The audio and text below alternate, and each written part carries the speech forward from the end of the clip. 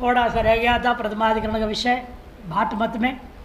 None वेवमपि श्रुत व्याकरणादि अंगस्य अधीत वेदस्य पुरुषस्य अर्थज्ञान संभवाद विचार शास्त्रस्य वैर्थ्यम इति चेन्न।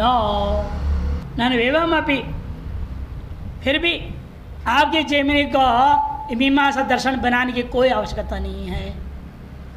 यह विचार शास्त्र आरंभ करने की आवश्यकता नहीं। क्यों?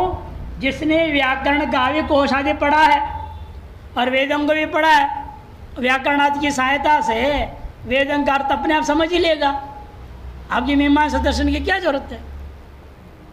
व्याकरण पढ़ा है, न्याय सांख्य वगैरह पढ़ा है, निरुक्त पढ़ लिया, निघंटु पढ़ लिया, षडंगोपेत और दर्शन आदि सहित वेद पढ़ लिया, और उसको मीमांसा दर्शन पढ़ने की क्या जरूरत है? उसी के आधार पर अर्थ निर्णय कर लेगा। श्रुत व्याकरण आदि अंगस्य, व्याकरण आदि षडंगों को पढ़ लिया और वेदस्य च, वेद को भी सुन लिया, अधीत वेदस्य पुरुषस्य, ऐसा जो पुरुष है वो अर्थ ज्ञान संभवाद स्वयं व्याकरण से वह आप हो करके अर्थ ग्रहण कर लेगा। विचार शास्त्र से वैर्थ्यम, विचार शास्त्र इसलिए जब मैंने मीमांसा दर्शन आरंभ करना व्यर्थ है चिन्ह। आजकल तो बहुत गुरु लोग भी गुरु बनाने की भी जरूरत नहीं बोलते हैं, तो विचार शास्त्र व्यर्थ कह रहा है। आजकल तो गुरु भी व्यर्थ कहते हैं। गुरु की क्या जरूरत है? अपने आप पढ़ लेंगे, सब समझ लेंगे। गुरु परंपरा भी व्यर्थ है, कोई जरूरत नहीं। इति न ज्ञान मात्र संभवेपि निर्णय से विचार अधीनत्वा। आप भले अर्थ ज्ञान कर भी लेंगे, वाक्यार्थ निर्णय कौन करेगा? कि अनेक अर्थ निकल जाएंगे एक एक वाक्य का भी, कई बार वहाँ संशय हो जाएगा। वैसे भी शब्दार्थ ज्ञान मात्र से ही उस वाक्य का कहाँ प्रयोग होगा, क्योंकि यहाँ तो अंगांग जब विचार करना, किस मंत्र से क्या काम करना क्या काम नहीं करना, निर्णय कौन देगा? आप स्वतः निर्णय लेने में सक्षम नहीं हो सकते। जैसे दृष्टांत दे रहे, अक्ता शर्करा उपदधाति, या कुछ अधिक छप्य काट देना, अक्ता शर्करा उपदधाति इत्यत्र घृतेनैव न तैलादिना यदि अयम निर्णय व्याकरणेन, व्याकरण से संभव नहीं है। व्याकरणेन नियगमेन व निरुक्तेन व न सिद्ध्यति, न व्याकरण से, न निगम से, न निरुक्त से, किसी से भी संभव नहीं है। इसलिए ये निर्णय कौन देगा? और परिविचार करके विचार शास्त्र जो जैमिनी दर्शन है ये निर्णय देगा कि अर्थवाद अंश में क्या है। हाँ, तेजो वही घृतम आयुर्वही घृतम, ये सब है। इसे मालूम था घी से ही आपको वो जो कंकड़ बने हुए हैं, कंकड़ रूपी चावल होते हैं, अक्ताहा शर्कराहा, पत्थर के कंकड़, उसको आपने तेल से अंजन करना। अक्ता अंज धातु है, अंजन करनी है। किसे करना है? तेल से कि घी से? ये निर्णय व्याकरण थोड़ी कर पाएगा, ये निर्णय तो विचार शास्त्र से ही होगा। घृतेन इत्यत्र घृतेनैव न तैलादिना इति अयम निर्णय व्याकरणेन निगमेन निरुक्तेन वा न सिद्ध्यति।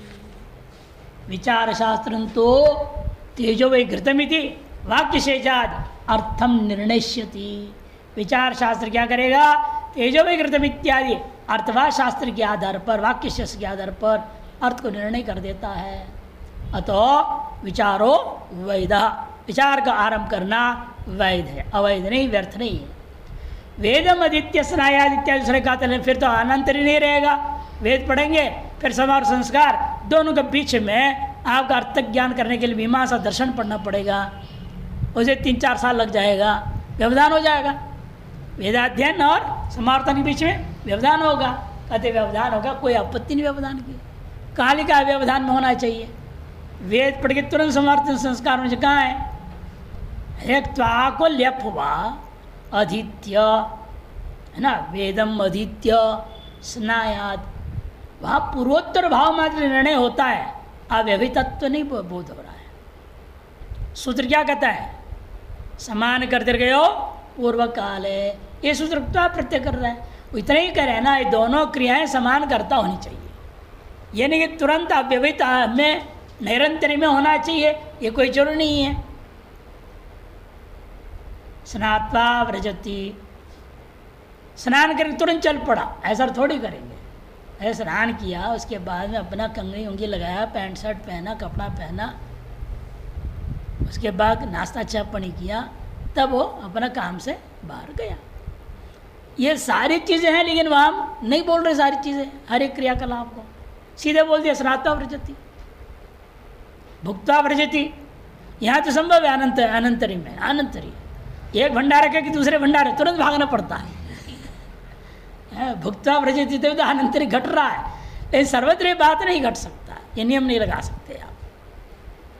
ये इनका कहना है कि व्याकरण के अनुसार में भी यहाँ पूर्वोत्तर भाव मात्र निर्णय हो रहा है। हाँ, वेदम अदित्य स्नायादित्य शास्त्रम तो अध्ययन और समावर्तन पूर्वा परिभाव समान कर्तृकत्व एवं आचष्टे। पूर्वा परिभाव और समान कर्तृकत्व दो ही बात कथन कर रहा है, न तो आनंतर्यम, आनंतर का कथन नहीं करता।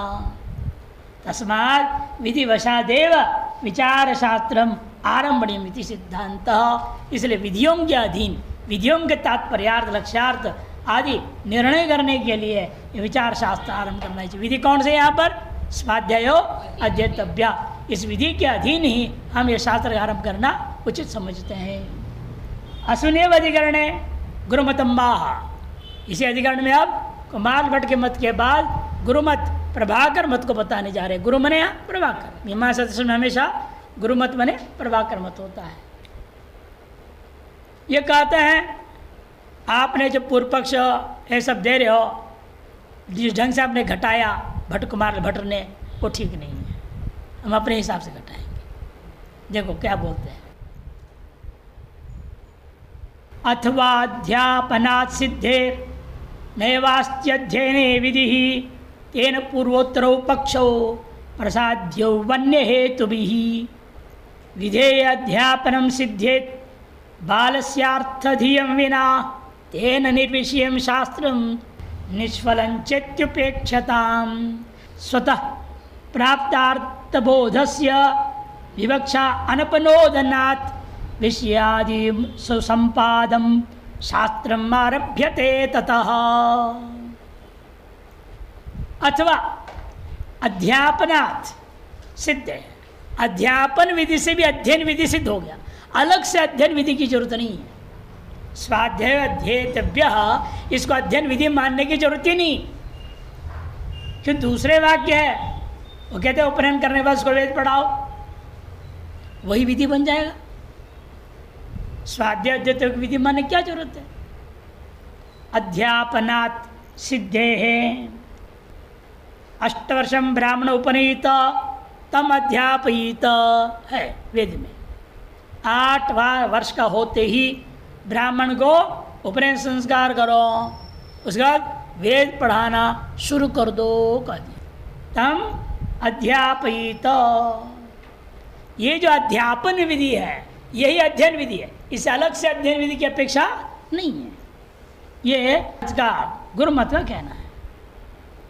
सिद्धेर नैव अस्ति अध्ययन विधि, अलग से स्वाध्याय अध्ययन विधि मानने की आवश्यकता नहीं है। तेन पूर्वोत्तरो पक्षो प्रसाद्यो अन्य हेतु भी, इसलिए पूर्वोत्तर पक्ष, पूर्व पक्ष और सिद्धांत पक्ष, इन दोनों को अन्य हेतुओं से हमें घटाना पड़ेगा। जो उन्होंने कहा वो घट नहीं सकता। विधेय अध्यापनम सिद्धेत बालस्य अर्थध्यम विना, विधेयभूत जो अध्यापन है वह बालकों को अर्थ ज्ञान कराए बिना ही संभव है। पूर्व पक्ष कहता है, आजकल ये हो ही रहा है, जो पूर्व पक्ष है वो आज देख सकते हैं सारी दुनिया में पूर्व पक्ष का ही काम चल रहा है, सिद्धांत कोई मान ही नहीं रहा है। सभी संस्कृत महाविद्यालय वगैरह में क्या हो रहा है? अर्थ ज्ञान की अपेक्षा नहीं है। वेद को रटा दिया, उससे भी पूरा वेद भी कौन रटा रहा है? केवल रुद्री, कमाने का साधन रुद्री मात्र रटा देते। हो गया, वेद पढ़ लिया तुमने, और वेद विभाग अध्यक्ष होते हैं, पूरा वेद भी नहीं पढ़ा रहे। या तो है कम से वेद पढ़ना चाहिए। ये अर्थ ज्ञान के बिना भी बालक को पूरा वेद पढ़ाया जा सकता है, पूर्व पक्ष कहता है। इस अर्थ ज्ञान के लिए तुम्हारे ये शास्त्र की कोई जरूरत नहीं है। तेना निर्विषयम शास्त्र निष्फलम। इसलिए आपका जो जैमिनी दर्शन है, मीमांसा दर्शन, इससे कोई विषय ही नहीं है चर्चा करने का, और व्यर्थ भी है, निष्फल भी है। ये पूर्व पक्ष। तो सिद्धांत कहता है स्वतः प्राप्तार्थ बोधस्य विवक्षा अनुपनोदनात्। स्वतः मान लो पढ़ने से, व्याकरण आदि पढ़ने से भी कुछ अर्थ आप घटा भी लेंगे, लेकिन फिर भी जो संशयादि उत्पन्न होता है उसको कौन दूर करेगा? विचार शास्त्र के बिना यह निर्णय नहीं हो सकता। प्राप्तार्थ बोधस्य, स्वतः प्राप्तार्थ बोधस्य विवक्षा अनपनोदनात्। विवक्षा को अपनोदन नहीं हो पाएगा, माने विवक्षितार्थ जो है वहाँ तक आप पहुँच नहीं पाएंगे। विषयादि सुसंपादन शास्त्रम आरभ्यते ततः। इसीलिए विषयादियों का सम्यक संपादन करने के लिए, सुष्ठु संपादन करने के लिए एतार्श जैमिनी दर्शन, मीमांसा दर्शन का, शास्त्र का आरंभ करना उचित ही है। अब देखिए वाक्य आरंभ करते हैं। अष्टवर्षम ब्राह्मण उपनयित तम अध्यापित अध्यापनम विहितम। अध्यापन विधि यहाँ पर हमको स्पष्ट मिल रहा है। न छात्र नियोज्य अभाव, इसे कोई नियोज्य नहीं है ऐसा मत कहो। आचार्यत्व कामिनो नियोज्यत्व, क्योंकि नियोज्य कौन बनेगा? क्योंकि जो पढ़ाना है तो माँ बाप क्या करेंगे पढ़ाने के लिए? आजकल के भी आधुनिक समय में भी क्या है, हर माता पिता जो भी बच्चा पैदा हो उसको पढ़ाना चाहते हैं, तो क्या करेंगे? पहले नज़दीकतम कोई बच्चे को ले जाने ले आने की सुविधा हो ऐसे देखते हैं। थोड़ा बच्चा बड़ा हो जाए, जो बस आता है जिस स्कूल से दूर भी हो वो स्कूल में भेज देंगे। आचार्य माने स्कूल को खोजने मतलब क्या हुआ? अध्यापक को वो खोज लेते हैं। इसी अनादि परंपरा में भी यही थी। जब बच्चे का उपनयन संस्कार कर दिया, माँ बाप पता लगा लेते तो उससे पहले ही क्षेत्र में कौन सबसे बड़े आचार्य हैं, विद्वान हैं, जिन गुरुकुल बहुत बढ़िया है, जहाँ रहने पीने खाने पीने की समस्या भी नहीं है, बच्चा बढ़िया पढ़ भी लेगा, सब देखते थे। ऐसे गुरुकुल फिर भेजते थे उसको। आचार्यत्व कामिनो नियोज्यत्वात्, आचार्यत्व के कामना वाले को ही या नियोज्य माना जाएगा। कि उपनयित इत्यनेन आचार्य करने विहितेन। अच्छा, उपनयन करने के लिए भी तो आचार्य की जरूरत है। माँ बाप खुद कर लेंगे क्या बेटे का उपनयन? उसके लिए भी उन्हें आचार्य को खोजना पड़ता है। कुल पुरोहित को बुलाएंगे, आचार्य को बुलाएंगे, उनसे काम करवाएंगे। इसे कहते हैं आचार्य तो तब भी जरूरत पड़ती। उपनीति इत्यनेन आचार्य करने विहितेन, जो है आत्मने पदेन, आत्मने पद है यहाँ पर। उपनयित, अध्यापयित, ये सब क्या है? आत्मने पद है। वो अपने लिए आपको ढूंढना पड़ेगा, परसे पद नहीं है। आत्मने पद में क्या है? मतलब माँ बाप स्वयं अपने बच्चे के लिए खोज लेंगे आचार्य को। आत्मने पदेन नियोज्य विशेषणम आचार्यत्व प्रतीयते। नियोज्य के विशेषण रूपेण आचार्यत्व की प्रतीति भी हो जा रही है। उपनयन यो नियोज्य सएव अध्यापने अपि, कहने के उपनयन में जिसको आप नियोजन कर दिया वही अध्यापन भी करा देगा। जिस आचार्य से उपनयन संस्कार कराएंगे वही आचार्य से निवेदन कर लेंगे, आप ही इसको आगे पढ़ा भी दीजिए। और आजकल तो ऐसे नहीं, उपनयन संस्कार हम लोग भी कराते बच्चों का, फिर बाद में अंग्रेजी स्कूल में चले जाते हैं। जब आचार्य उपनयन संस्कार कराया उसी समय जबरदस्ती हम तो 3 दिन लगा देते हैं, दूसरे तो वो भी नहीं करते। क्लास आदि उपनयन संस्कार होता है, क्या वो 4 से 3 दिन तक समझ रहते हैं बच्चों का? कहीं नहीं होता। नियम है 3 दिन तक वो आचार्य रोज सवेरे शाम उनसे संध्यावंदन कराएगा, हवन भी कराएगा, उनके साथ बैठ के भोजन भी करेगा और भोजन करने की विधि बताएगा, कैसे भोजन किया जाता है, क्या क्या करना पड़ता है, जल लेके कैसे करना, क्या मंत्र बोल के क्या रखना है, गोग्रास कैसे निकालनी है, ये सारा शिक्षा देनी पड़ती है 3 दिन तक। और चौथे दिन जब उपनयन संस्कार के दिन से 5वें दिन होगा और 5वें दिन जाकर अग्नि को उद्वास करके समाप्त होता है। फिर बच्चे को कहते हैं अब आपको वेद आदि पढ़ना हो मेरे संग रहो, नहीं तो अपनी मर्जी है, जहाँ चाहे वहाँ जाओ। ये प्रक्रिया है। वो प्रक्रिया करते हैं नहीं लोग। उपनयन जनेऊ पहना दिया, गायत्री कान फूंक दिए, जब गायत्री जप करो बोल। संध्यांत को पुस्तक भी नहीं देते। जो उपनयन संस्कार किए हो तो आचार्य का काम है उसको संध्यांत की पुस्तक देनी चाहिए। नित्य संध्या कैसे करना है उसे मारकर जितना रोज कर रहे हैं छुट्टे के दिन कितने करने हैं चिन्हित कर दो तो बच्चों को सुविधा हो जाती। उपनयने यो नियोज्य सेव अध्यापने अपि तयोर एक प्रयोजन कि इन दोनों का एक ही प्रयोजन है बच्चे को शिक्षित करना। एवंच सति आचार्य कर्तृकम अध्यापनम मानवक कर्तृकेण अध्ययनेन बिना न सिद्ध्यति। इसलिए आचार्य कर्तृक जो अध्यापन है मानव कर्तृक अध्ययन के बिना संभव ही नहीं थी। अध्यापन विधि प्रयुक्त्या एव अध्ययन अनुष्ठान सिद्धे न पृथक अध्ययन विधि अपि गंतव्य हो। इसलिए अध्यापन विधि के द्वय प्रयुक्त होकर के अध्ययन और उसका अनुष्ठान ये सब सिद्ध हो जा रहा है तो पृथक अध्ययन के लिए स्वतंत्र विधि मानने की आवश्यकता नहीं है। श्रूयमाणम विधि वाक्यम, फिर ये जो श्रूयमाण विधि वाक्य का क्या गति होगी जो हम कुमार भट्ट ने इस अधिकरण का विषय वाक्य बनाए थे कौन सा स्वाध्याय जेतव्य उसका क्या गति होगी ऐसे यदि पूछे श्रूयमाण विधि वाक्यम नित्यानुवादत्वेनाप्युपपद्यते। श्रूयमाण विधि को जो अभी अध्यापन से प्राप्त जो विधि था उसी का नित्य अनुवाद मात्र कर रहा है समझ लो। नित्य अनुवाद मात्र है अतः स्वतः प्रमाण नहीं होता है। विधावेव प्रामाण्यम न तो अनुवाद है सामान्य नियम है व्याकरण में भी स्वीकृत है मीमांसा में निर्णीत है क्या है विधावेव प्रामाण्यम न तो अनुवाद है। विधि में ही प्रामाण्यता मानी गई है अनुवाद में प्रामाण्यता नहीं। इस स्वाध्याय जेतव्य नित्य अनुवाद मात्र होने के कारण से वह स्वतः प्रमाण नहीं रहेगा। स्वतः प्रमाण वाक्य कौन होगा अध्यापन विधि वाक्य होगा। ततो अध्ययन विधि उपजीव्य पूर्व उपन्यस्तौ पूर्वोत्तर पक्षौ अन्यथा वर्णनीय। इसलिए अध्ययन विधि को आश्रय करके पूर्व में जो कुमार भट्ट के मत में जो उपन्यास किया गया था पूर्व पक्ष और सिद्धांत पक्ष को उसको अन्यथा वर्णन करने पड़ेंगे। विषय संशयोस्तो नास्ति प्रतिपत्ति, विषय में कोई हमारे भी प्रतिपत्ति नहीं है संशय में भी कोई भी प्रतिपत्ति नहीं है। इन पूर्व पक्ष और सिद्धांत में भी प्रतिपत्ति। विषय क्या था ये विचार शास्त्र ये विषय है। संशय क्या था आरंभ करना चाहिए या नहीं करना चाहिए। इनमें कहीं कुमार भट्ट मत और गुरु मत में कोई अंतर नहीं है। इन पूर्व पक्ष सिद्धांत पक्ष में अंतर है। विचार शास्त्र हमारा विषय है माने मीमांसा दर्शन ये विषय है। अवैधम वैधम वाइति संशय ये संशय है। इनमें कोई अंतर नहीं दोनों में बराबर है।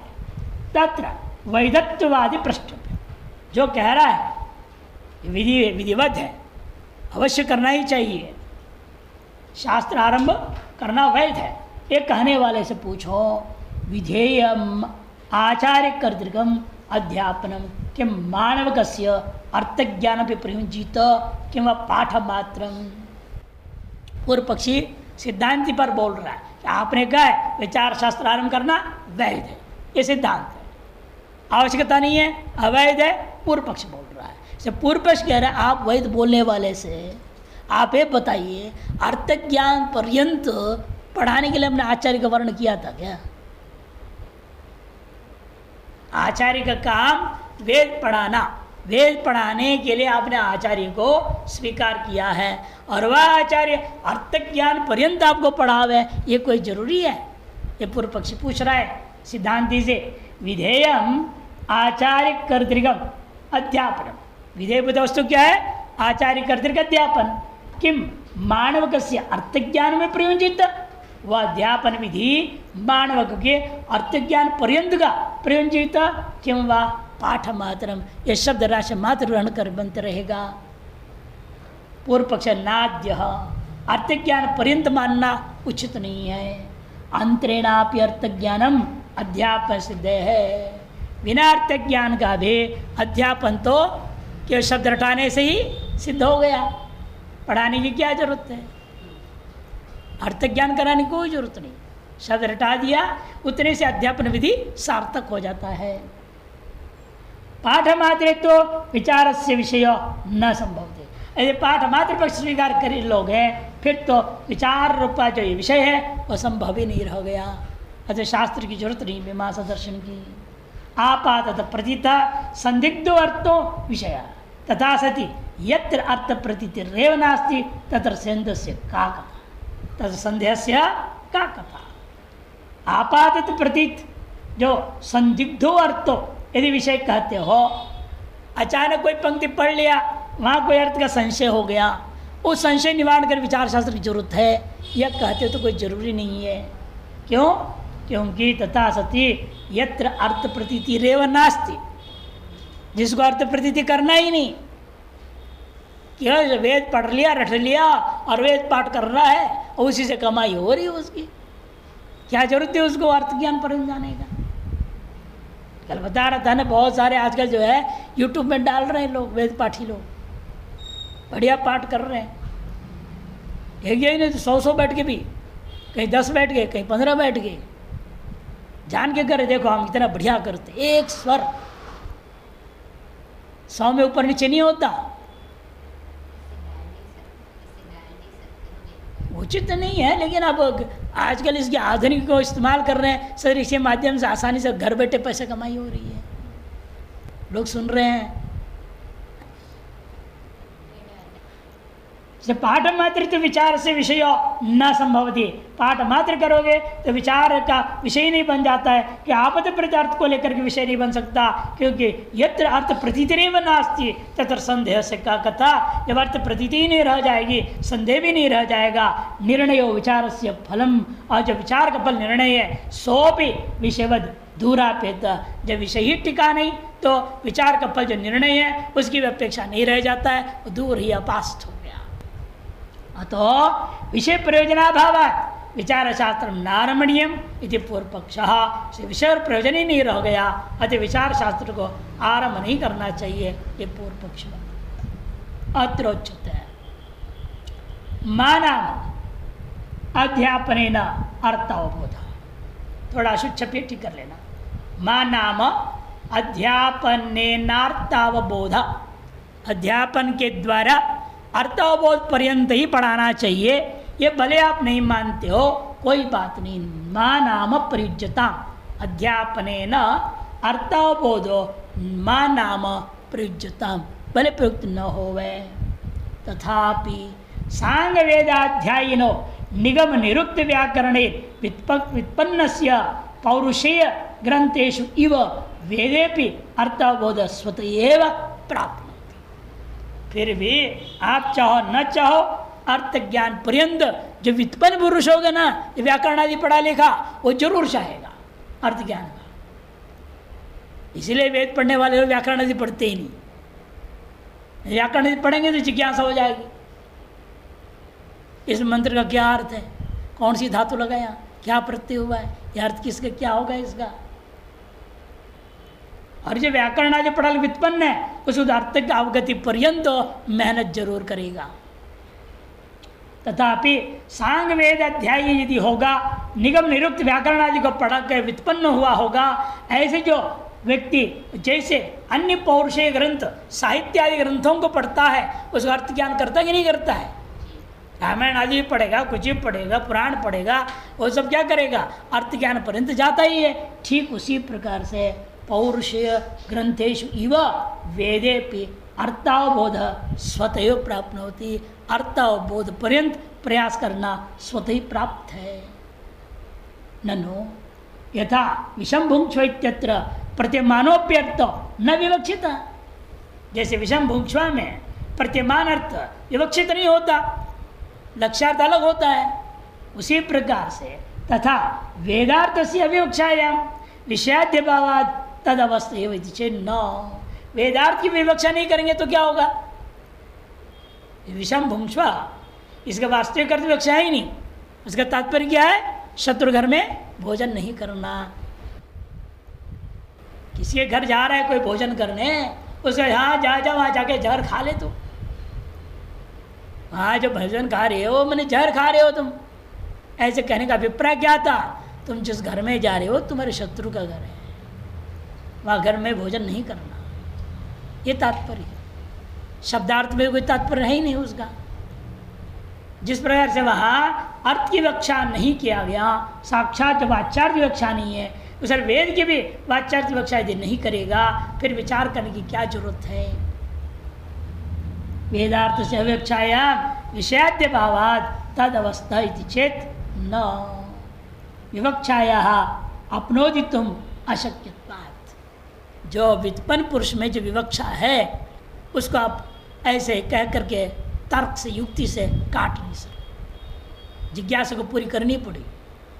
आज की समस्या यही है, जो आते हैं जिज्ञासु उनकी जिज्ञासा पूरी करने में समर्थ ही नहीं गुरु लोग, बहुत जगह समस्या हो रही है और वो परेशान है छेड़े लोग। इसीलिए कुछ उल्टा पुल्टा के घुमा फिरा करके ऐसे डांट पड़ करके दबा देते हैं। जब क्या करें, विवक्षा का आप जो है तर्क वितर्क कुतर्क आदियों से या डांट डपट करके अपरोधन नहीं कर सकते। विष भोजन वाक्य से आत्मप्रणीतत्वेन पादों माँ बुदिति मुख्यार्थस्तत्र प्रत्यक्त।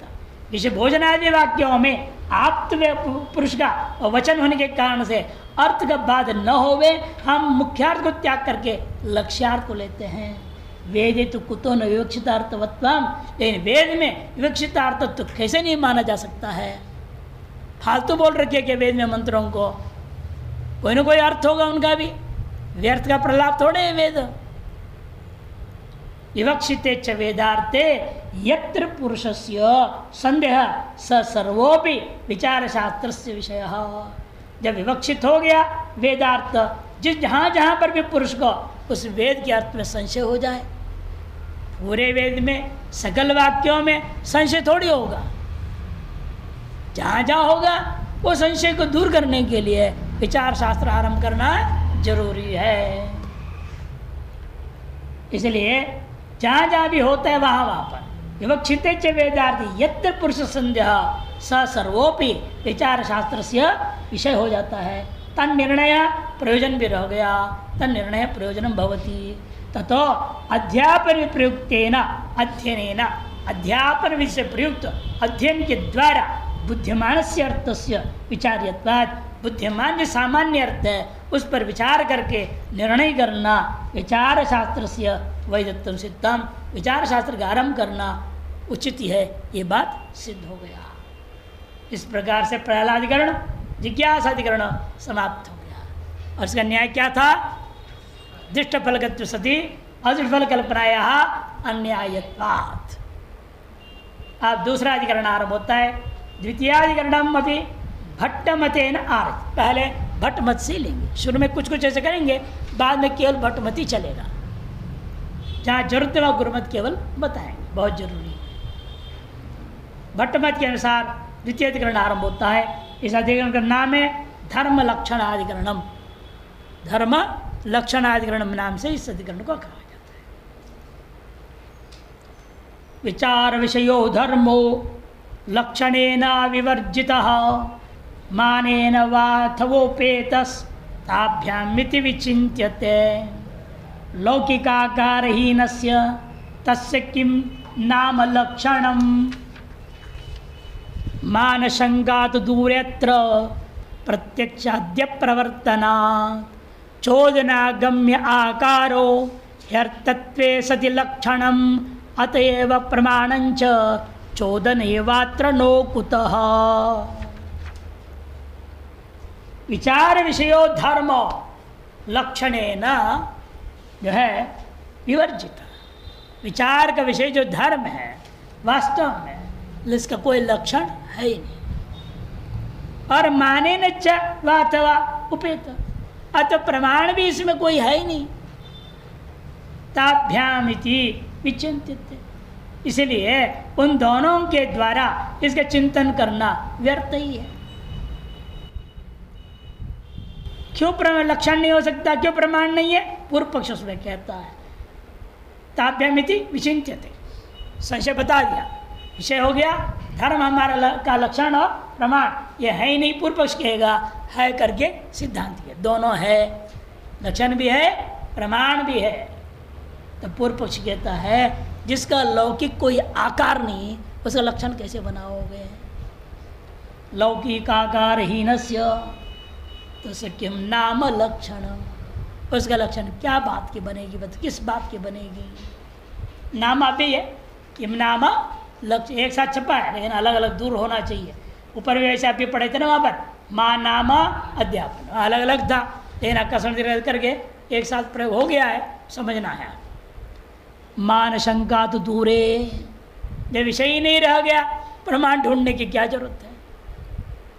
अत्र प्रत्यक्षाद्य व प्रवर्तनात्, क्योंकि प्रत्यक्षादि प्रमाण तार दृष्ट धर्म में प्रवृत्ति भी नहीं हो सकता, अतः प्रमाण ही नहीं है। सिद्धांत कहते नहीं, चोदना गम्ये आकारो ही अर्थत्व। चोदना गम्य जो आकार है वही हमारे पास अर्थ है,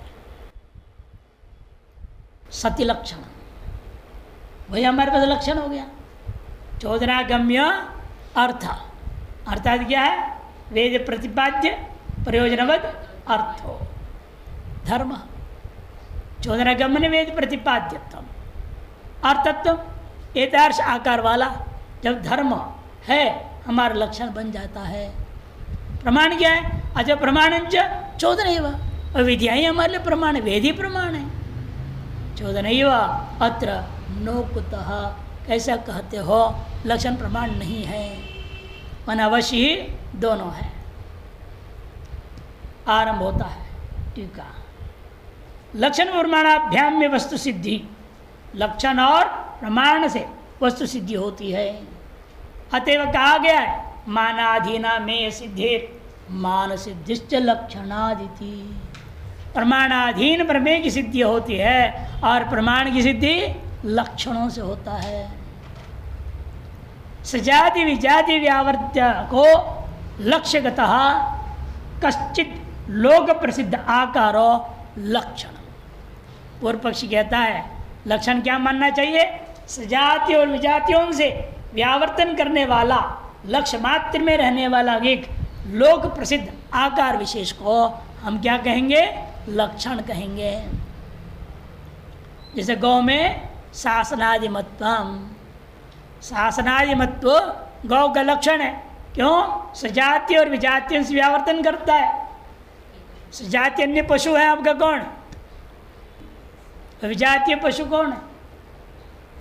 सजातीय हो गया घोड़े आदि, महिष भी, इन सबको व्यावर्तन कर देता है। और आपका इधर विजातीय मनुष्य आदि, इन सबसे व्यावर्तन कर दिया। लक्ष्य मात्रगत क्या धर्म? शासन मत रूपी आकार। इस जाति विजाति के व्यावर्तन करता हुआ लक्ष्यगत कश्चित जो है लोक प्रसिद्ध आकार लेना है। लेकिन पूर्व पक्ष कहना है लोक प्रसिद्ध आकार, और वेद में मिलेगा नहीं, धर्म में मिलेगा नहीं लोक प्रसिद्ध आकार। इसे लक्षण अभाव कहेगा। उसके लक्षण तो है ही नहीं, धर्म में तो उसके लक्षण घटेगा नहीं, क्यों? लोक प्रसिद्ध आकार बोल रहा है वो, लक्षण ही गड़बड़ कर दिया उसने। प्रसिद्ध लोकाकार प्रसिद्ध होनी चाहिए, उसमें इतना ही कह रहा है। लोक में प्रसिद्ध आकार जो है वो उसमें घटनी चाहिए, तब हम उसको प्रमाण मानेंगे, लक्षण मानेंगे। लोक में प्रसिद्ध आकार क्या है? गल कंबल शासनादि मत, वो घट रहा है। चाहे वैदिक में कहा वेद वर्णित गौ हो, चाहे लोक प्रसिद्ध गौ हो, घट रहा है कि नहीं घट रहा है? शासनाधिपत्यम लक्षण है, इसे घटेंगे नहीं। एक ईश्वरत्व तो असंभव दोष हो जाएगा। कपिलत्व एक रंग, कोई भी एक रंग ले लो तो अन्य रंग वाले में जाएगा नहीं, लक्षण श्वेत गौ में जाएगा नहीं। कृष्णत्व कृष्ण गौ, श्यामा गौ, ये सब कहेंगे तो लक्षण में अव्याप्ति हो जाएगा, सभी में जाएगा नहीं। और श्रृंगित्व गौ अतिव्याप्ति हो जाएगा। भैंस आदि भी श्रृंग वाले हैं, सींग वाले हैं। और एक शब्द तो कहेंगे तो असंभव दोष होगा। इसे शासनादि मतम मुख्य लक्षण है। ये पूर्व पक्ष का लक्षण है, ये ध्यान रखो। ये क्यों कह रहा है? पूर्व पक्ष कह रहा है, ये सिद्धांत का लक्षण नहीं है। इसे पूर्व पक्ष गलत बोल रहा है। क्या गलत बोल रहा है? ये जो कह रहा है कश्चित लोक प्रसिद्ध आकार लेनी चाहिए, ये बात अधिक बोल के गड़बड़ कर रहा है। तेन जो लक्षण है ना, लक्ष्य वस्तुनि संभावना बुद्धौ जातायाम, उस लक्षण के द्वारा लक्ष्यबुद्ध वस्तु में संभावना की बुद्धि जब जग जावे, प्रमा तुम उद्युक्त प्रमाणेन तद अवगच्छति, प्रमा उसको प्रमा उत्पन्न करने के जब प्रयास करेगा और प्रमाण के द्वारा उसका अनुभूति कर लेगा।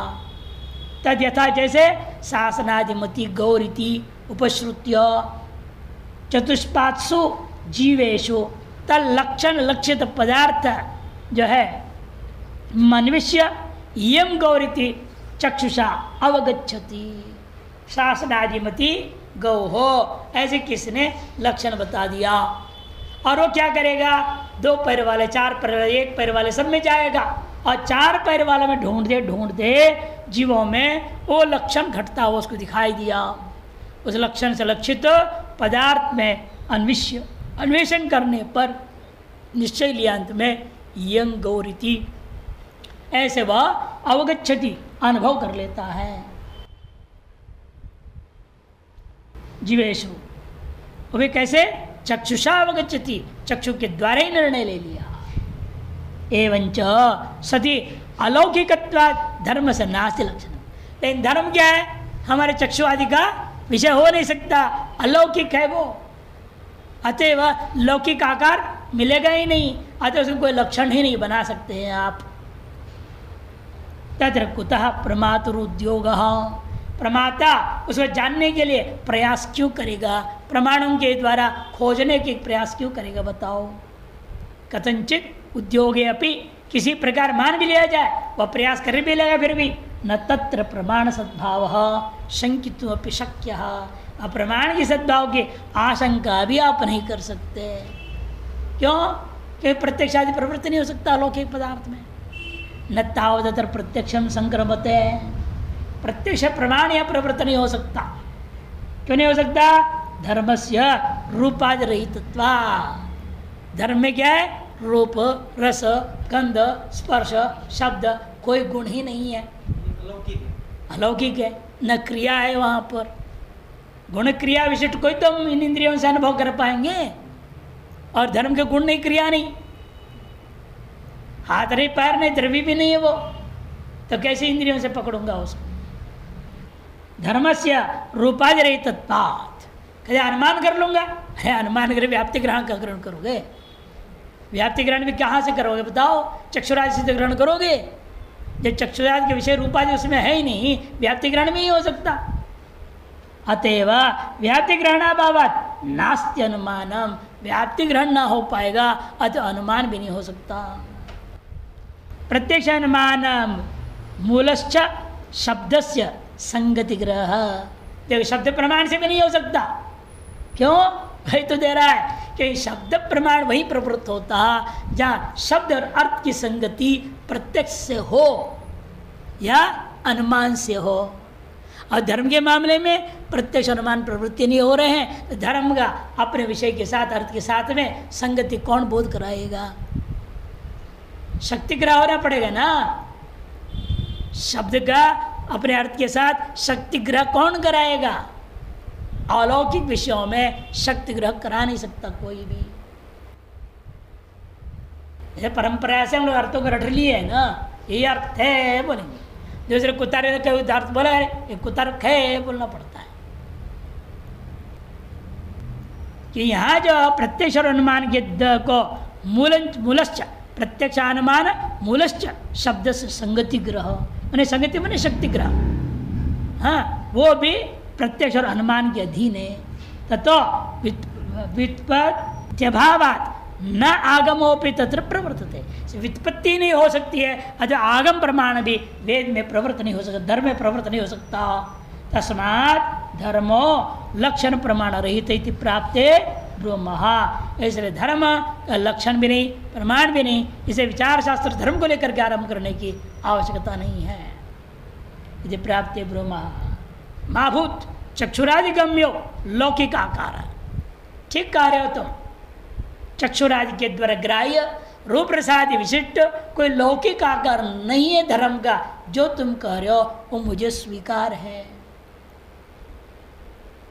तथापि फिर भी चोदनागम्य स्वर्ग फल साधनत्वादि लक्षण आकारो अस्ति।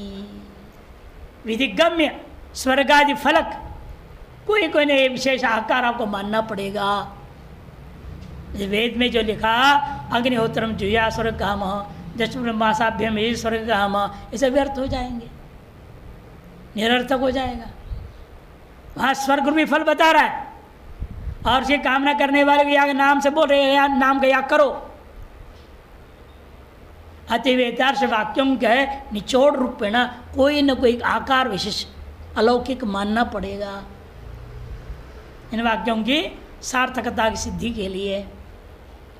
वही करे तथापि चोदना गम्य मन विधिगम्य, विधि वाक्यों के द्वारा गम्य स्वर्ग रूपी फल के साधनत्वेन स्वीकार्यमाण एक आकार विशेष साधनत्वादि लक्षण आकारो अस्ति।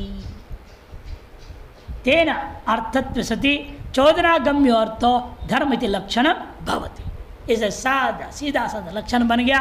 अर्थत्व सति मैंने प्रयोजनवत्व सति, चोदना गम्यत्व सति, प्रयोजनवत् और वेद प्रतिपाद्य अर्थो धर्म।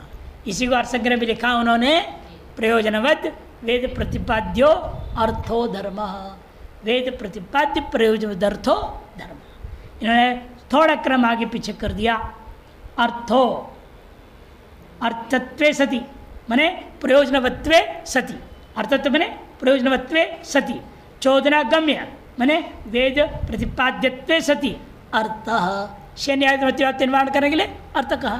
अर्थो धर्म इति लक्षणम भवति।